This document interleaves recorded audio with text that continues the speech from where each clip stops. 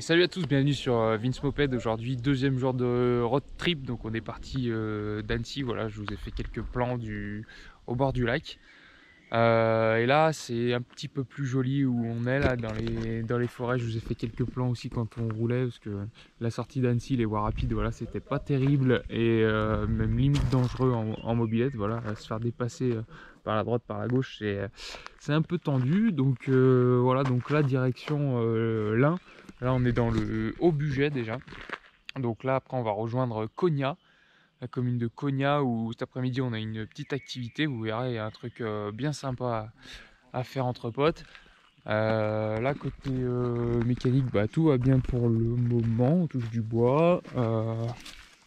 Hier, on a fait 270 bornes. Aujourd'hui, c'est une plus petite étape où on va en faire 130 normalement.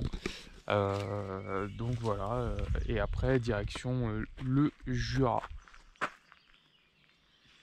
Voilà, et puis je vous referai je pense un petit point à midi quand on sera arrivé sur Cogna. Mais pour l'instant tout roule. Aujourd'hui on n'a pas de pluie, c'est très couvert, mais on passe à travers les gouttes, on va dire, et on a réussi à sécher toutes nos affaires hier à l'hôtel, même s'il y a 2-3 trucs qui sont encore humides, c'est pas très agréable, mais bon, on sèche en roulant. Voilà.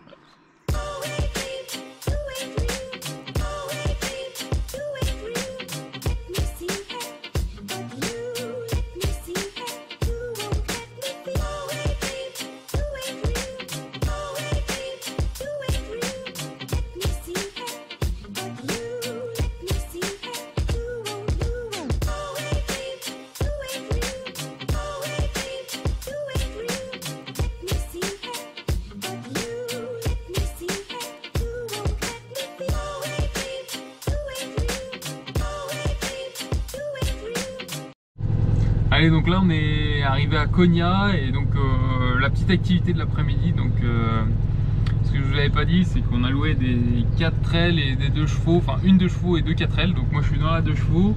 Hop, là il y a John dans la première 4L et puis le deuxième John qui doit nous rejoindre, hop, qui a la 4L là-bas derrière. Donc voilà, petite balade dans le Jura en 4L et 2 chevaux, bien sympa. On va essayer d'aller voir des cascades. On va faire un peu le tour aussi des fromageries. Donc voilà, ça va être sympa. Encore un peu dans l'esprit Youngtimer avec ces véhicules anciens. On va bien se marrer parce que la conduite est folklore, hein, pour ceux qui connaissent pas. Vous avez le levier de vitesse comme ça. Donc c'est assez... je sais même pas exactement comment on fait. Là je dois être en première. Voilà, donc on est équipé de Toki pour communiquer ensemble à la manière un peu de Top Gear. Donc c'est sympa, ça vibre, ça fait du bruit un peu comme une mobilette. Donc voilà, c'est top, c'est tout ce qu'on aime. Allez, on vient d'échanger les machines, donc je me retrouve à bord d'une 4L Clan. Voilà, qu'avait John auparavant, c'est celle qui était devant moi, une bleue. Voilà, et lui il a une permuté de 4L, il a pris la blanche, et l'autre John a pris la 2 chevaux. Donc le système de levier de vitesse est un petit peu différent que sur la 2 chevaux, mais c'est tout aussi archaïque.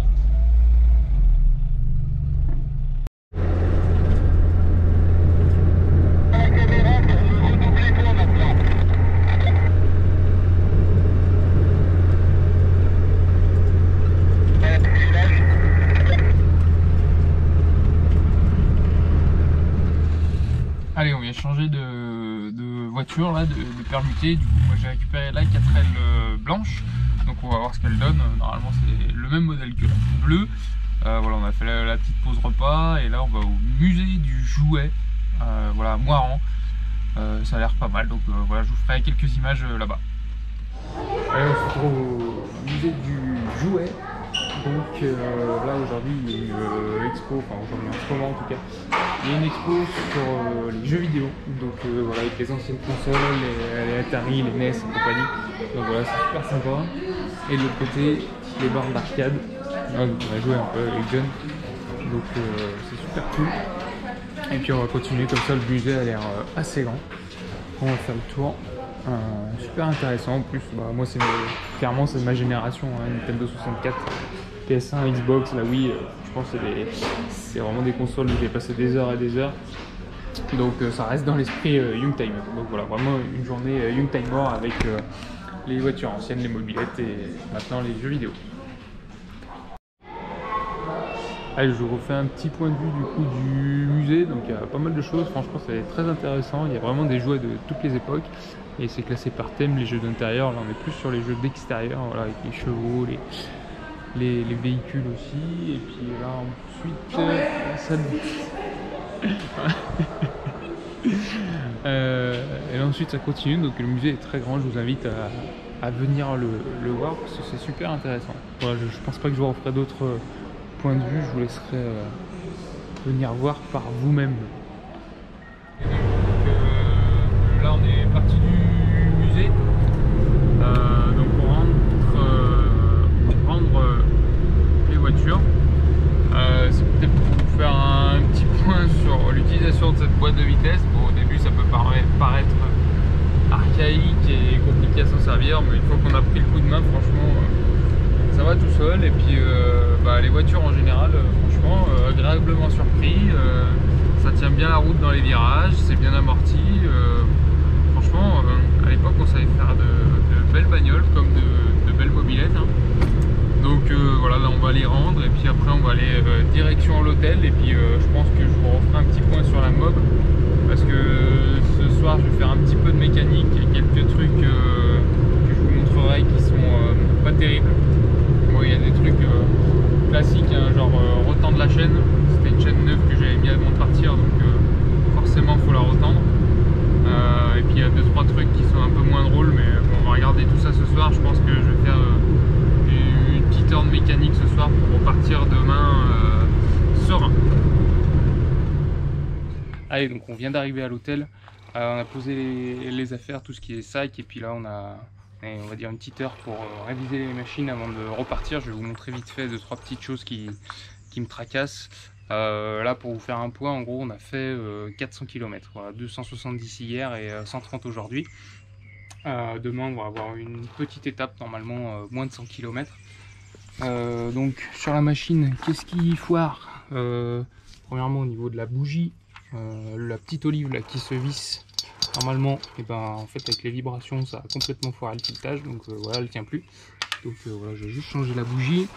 Ensuite ce qui m'embête un peu plus, c'est la patte du pot d'échappement là qui a cassé, vous voyez. Donc heureusement il y a une seconde patte, mais hop, si je vous la mets sous cet angle, vous verrez qu'ici elle commence à se dessouder. Donc je pense que pour assurer le coup, je vais mettre un fil de fer et l'attacher quelque part sur le cadre pour être sûr de ne pas perdre le pot d'échappement, parce que clairement si cette patte elle pète, tout le poids du pot va reposer uniquement ici et j'ai peur qu'avec le porte-à-faux ce soit tout le pot qui cède. Donc on va assurer le coup, surtout qu'il reste quand même un petit peu de kilomètres. Voilà, au niveau des sacoches aussi, il faut que je les remette d'aplomb. La fixation du pot pour l'instant ça tient, ce que je vous disais dans ma précédente vidéo, c'est que là du coup j'ai mis un écrou avec du frein filet, c'est ce qui tient le mieux. Donc avant que l'autre écrou ne pète comme le premier avait fait, je pense que c'est ce que je vais faire aussi. Voilà, voir aussi le câble du décompresseur qu'il est un peu tendu parce que je pense qu'il s'ouvre quand je suis en pleine variation, vu que j'ai de l'huile un petit peu de partout. Voilà, retendre également légèrement le ressort moteur parce que vu que ma courroie c'est un petit peu détendu avec les kilomètres, et j'ai un peu de mal à démarrer. Et puis le dernier truc, c'est au niveau de la chaîne. J'avais mis une chaîne neuve et vous voyez là elle est assez détendue, donc voilà, il va falloir que je retende un petit peu ça. Voilà, donc c'est tout pour aujourd'hui. Je vous reprendrai demain pour la 3e étape de ce road trip.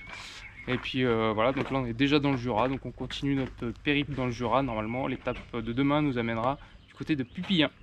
Sur ce, je vous laisse. À plus. Ciao. On va voir si elle marche.